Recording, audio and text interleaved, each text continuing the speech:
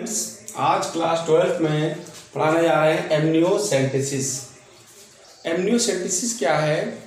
हिंदी में कहते हैं उलबेधन। तो एमनियोसेंटेसिस बच्चों क्या एक ऐसी तकनीक है, एक ऐसी टेक्निक है जो साइंस ने डेवलप किया और वैज्ञानिकों ने उस पर रिसर्च किया और डॉक्टरों ने उसका परीक्षण किया और उसका उपयोग आजकल मेडिकल साइंस में किया जा रहा है। बच्चों एमनियोसेंटेसिस क्या है? एमनियोटिक द्रव से संबंधित है एमनियोसेंटेसिस।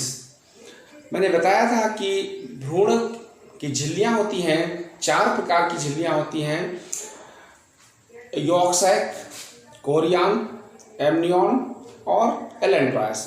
ये 4 प्रकार की झिल्लियाँ भ्रूण के चारों ओर पाई जाती हैं।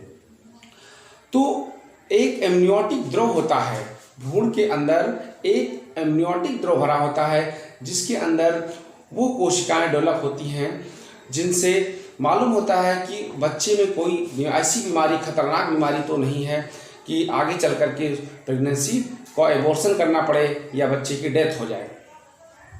आप लोगों ने देखा होगा कि पहले के ज़माने में, यानी आज से लगभग 50 साल पहले, जब साइंस एंड टेक्नोलॉजी इतना डेवलप नहीं थी तो क्या था, मृत्यु दर अधिक थी। यानी बच्चों में मृत्यु दर की संख्या अधिक थी, बहुत बच्चे मरते थे। जच्चा और बच्चा दोनों खतरा होता था, माँ भी मर जाती थी और बच्चे भी मर जाते थे। तो बहुत सारी बीमारियों का पता नहीं चल पाता था जिसके कारण बहुत सारे बच्चे की उनकी डेथ हो जाती थी। तो इससे क्या होता है कि अब मेडिकल साइंस ने क्या किया कि माँ के पेट में जब बच्चा होता है उसके गर्भाशय से, यानी उस भ्रूण से एक द्रव निकालते हैं जिसको एमनियोटिक द्रव कहते हैं, लिक्विड विद सेल्स। और ये लिक्विड कैसा होगा? एमनियोटिक द्रव होगा। इसको बोलते हैं, इस टेक्निक को बोलते हैं पीडीटी। पीडीटी मतलब पेरेंटल डायग्नोस्टिक सेंटर टेक्नोलॉजी, यानी पेरेंटल डायग्नोस्टिक टेक्निक। ये एक ऐसी टेक्निक है जिसके द्वारा एमनियोटिक लिक्विड को निकालते हैं बाय एमनियोटिक सैक। एक एमनियोटिक सैक मतलब एक परत होती, झिल्ली होती है, उसके अंदर एमनियोटिक द्रव भरा होता है। कैसे निकालते हैं? बहुत सावधानी से निकाला जाता है कि पहले बच्चे का अल्ट्रासाउंड करते हैं, लोकेशन देखते हैं बच्चा कहाँ पर है और किस जगह से द्रव को निकालना है। सिरिंज से उस द्रव को निकाला जाता है। माँ के पेट में सिरिंज को एंटर करते हैं और ऐसी जगह से निकालते हैं जहाँ पर भ्रूण को कोई हानि ना हो या बच्चे के प्लेसेंटा में इंजेक्शन न लगने पाए या उसके ब्रेन में या किसी अन्य पार्ट्स में, यानी भ्रूण में कहीं इंजेक्शन लगने न पाए। तो इस फीटस बीच में क्या बना हुआ है? ये फीटस बना हुआ है बच्चों, देखिए फीटस बना है और ये अंदर क्या है? ये इस प्रकार से लिक्विड भरा है, ये द्रव भरा हुआ है और इसमें ये गोल मैंने बना रखा है लिक्विड विद सेल्स। ये कोशिकाएं होती हैं, ऐसी कोशिकाएं जो इस द्रव में पाई जाती हैं, उन कोशिकाओं को निकालते हैं, सिरिंज के द्वारा उनको निकाला जाता है और फिर लैब में 2 हफ्ते के लिए उनका कल्चर करते हैं। कम से कम 1 हफ्ते, अधिक से अधिक 2 हफ्ते तक उन कोशिकाओं का कल्चर करते हैं, फिर उनका अध्ययन करते हैं, स्टडी करते हैं और फिर क्या करता है, इसमें लिखा है क्रोमोसोमल स्टडी। फिर उसमें क्रोमोसोम्स की स्टडी करते हैं, क्रोमोसोम्स दिखाई पड़ेंगे उन कोशिकाओं में और क्रोमोसोम्स में न्यूक्लियोटाइड का पैटर्न, जीनोटाइप का पैटर्न, वो सब उसमें दिखाई पड़ जाता है। और क्या है, बायोकेमिकल स्टडी, उसकी जैविक रासायनिक क्रियाओं का अध्ययन करते हैं और तभी मालूम हो जाता है कि इस बच्चे में कोई ऐसी बीमारी तो नहीं है जो आगे चल करके खतरनाक सिद्ध हो।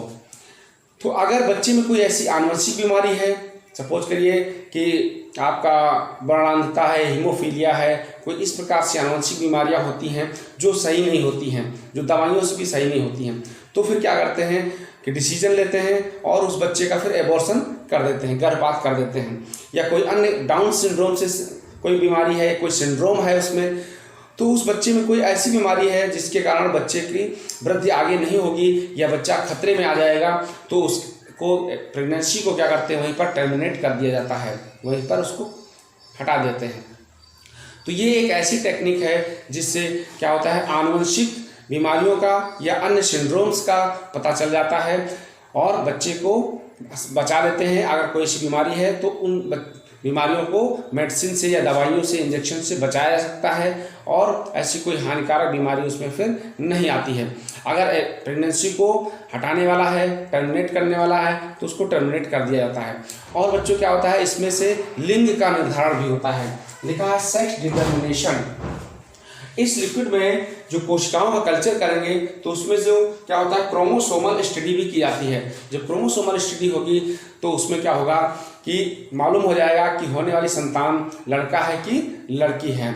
और बार बॉडी भी उपस्थित होती हैं, बार बॉडी से भी मालूम हो जाएगा कि लड़का है कि लड़की। बार बॉडी लड़कियों में होती हैं, लड़कों में नहीं पाई जाती हैं। तो इस प्रकार से ये एमनियोटिक लिक्विड से पता लगाते हैं।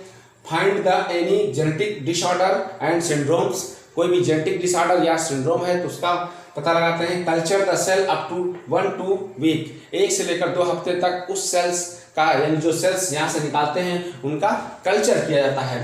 कंट्रोल द डेथ रेट, जो डेथ रेट है यानी जन्म के बाद जो मृत्यु दर आती है, बच्चा पैदा हुआ उसके बाद मर जाते हैं बच्चे, तो मृत्यु दर को कंट्रोल करते हैं। इस टेक्निक के द्वारा मृत्यु दर में कमी लाई जाती है, यानी कम से कम बच्चे फिर मरते हैं।